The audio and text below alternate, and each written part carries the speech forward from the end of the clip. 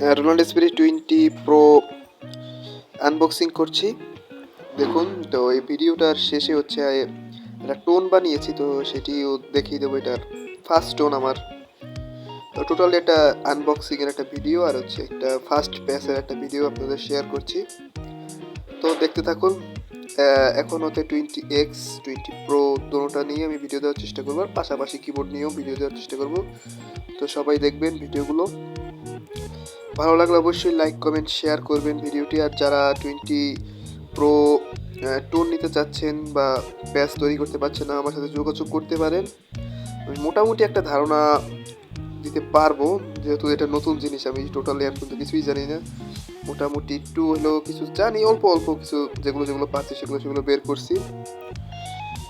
তো আনবক্সিংয়ের ভিডিও তো শেষে একটা ফার্স্ট প্যাচের একটা ভিডিও দিচ্ছি। তো সবাই দেখবেন। ধন্যবাদ।